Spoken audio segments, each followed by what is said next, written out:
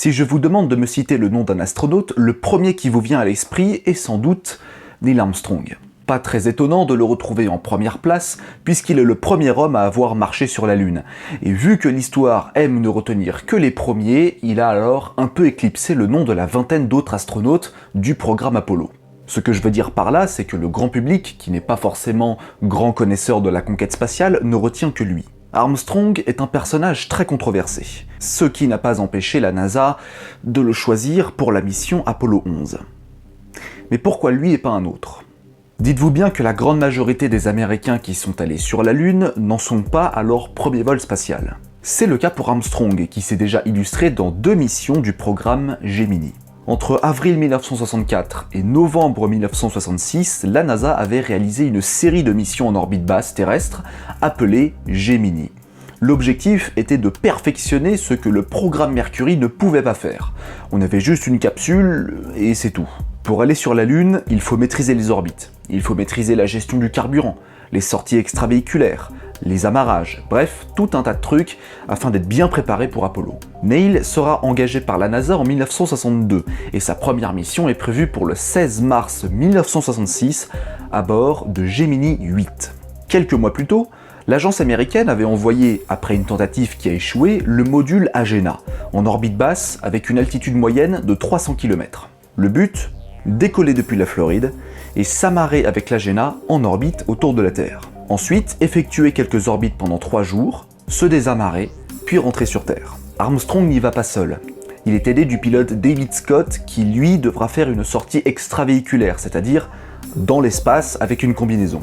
C'est un petit peu son moment de gloire. Gemini 8, c'était une mission très ambitieuse, mais la NASA forme très bien ses astronautes, et le lancement ainsi que l'amarrage avec l'Agena s'est parfaitement bien déroulé. Cela dit, on ne fait pas ça comme un bourrin.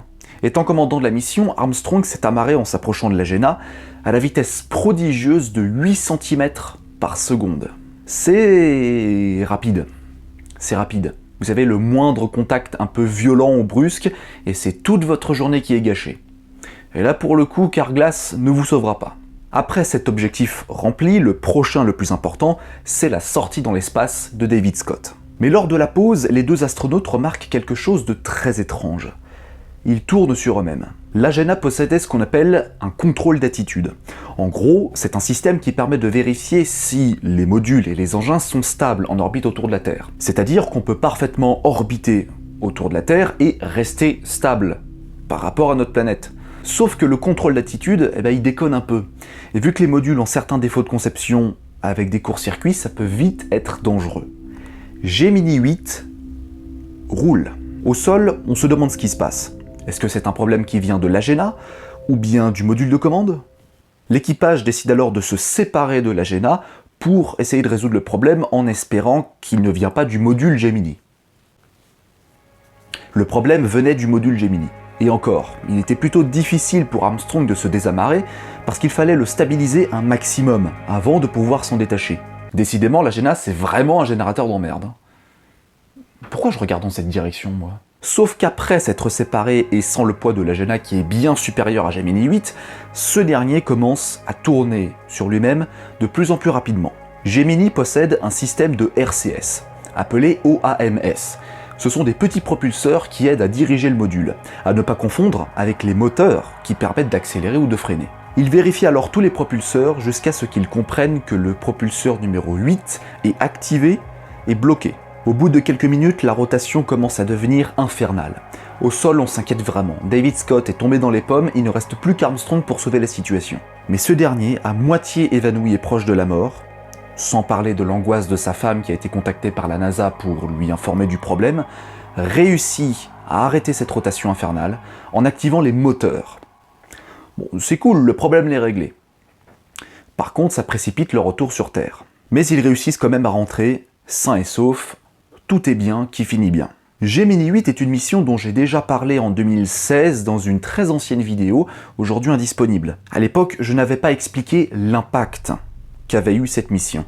C'est pourquoi j'en reparle. L'équipage ne s'est pas rendu compte sur le moment, mais ils viennent de frôler la mort. Ce problème de rotation est devenu l'un des incidents non mortels les plus graves de l'histoire de la NASA, au même titre que l'incident d'Apollo 13. Ce qui engendra d'ailleurs une grosse remise en question concernant la gestion mécanique des modules Gemini, ainsi que l'instruction des astronautes. L'équipage a dû rentrer en catastrophe sur Terre avec une réentrée dans l'atmosphère au-dessus de la Chine. Ils seront récupérés par un navire de la Navy au large des côtes japonaises. À leur retour, l'équipage est applaudi pour leur exploit. Mais bon, Armstrong reste quand même très déçu. Gemini 8 n'a pas rempli tous ses objectifs. Au lieu de durer 3 jours, cette mission n'a duré que 10 heures. Sans parler du retour précipité sur Terre et du désamarrage en catastrophe de l'Agena, ce qui a empêché David Scott d'effectuer sa sortie extravéhiculaire dans l'espace.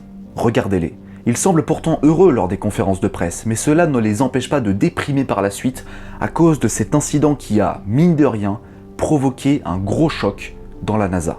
Forcément, une enquête avait été ouverte et on s'est rendu compte, en inspectant le déroulé du vol, que le contrôle de la stabilisation, le contrôle d'attitude d'Agena, aurait été capable de stabiliser l'ensemble, ce qui rend l'incident encore plus évitable, et ça Armstrong le sait. Sa position est alors fragilisée. Lui qui était parti pour être un astronaute très prometteur, se doit d'endosser un échec lors de sa première mission. Il deviendra quelques mois plus tard le commandant de l'équipage de réserve de la mission Gemini 11. L'équipage de réserve, c'est comme si vous étiez sur le banc de touche lors d'un match de foot. Il a toujours été un personnage un petit peu controversé. Alors comment est-ce qu'après cet incident, il sera quand même choisi par la NASA pour être le commandant de bord de l'équipage qui va participer à la mission la plus dangereuse et la plus importante de la conquête spatiale? Eh bien peut-être parce que ce qu'a réalisé Armstrong était miraculeux. Voici les propos de David Scott, son coéquipier. Le type était brillant. Il connaissait si bien le système du module. Il a trouvé la solution, il l'a appliquée, et ce dans des circonstances extrêmes. Je suis très fier et chanceux de pouvoir voler avec lui. Scott n'avait pas conscience de ce que faisait Armstrong sur le moment.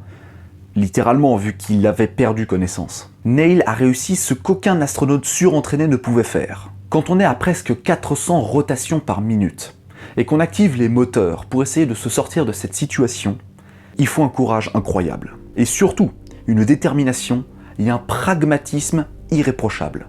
Parce que c'est bien ça qui l'a sauvé, le fait d'avoir gardé son calme. D'ailleurs, que dirait Épictète sur le fait de garder son calme? Oh, il serait content. Dites-vous bien que lors d'un entraînement au sol avec un simulateur, si jamais vous êtes à 2 doigts de tomber dans les vapes, le simulateur s'arrête.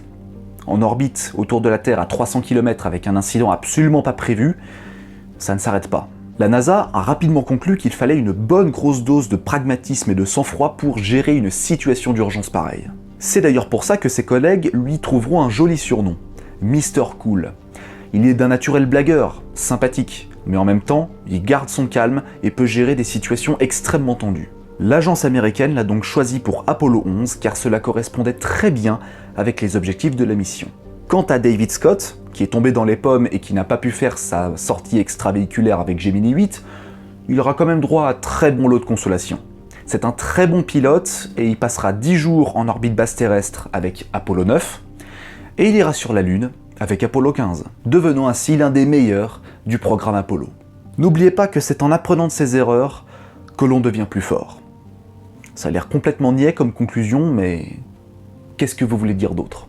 En attendant de retourner sur la Lune dans quelques années avec le programme Artemis de la NASA, vous pouvez vous abonner à ma chaîne YouTube, à partager mes vidéos s'il vous plaise, mettre un petit pouce bleu, lâcher un commentaire et surtout activer la cloche pour ne pas rater les prochaines notifications.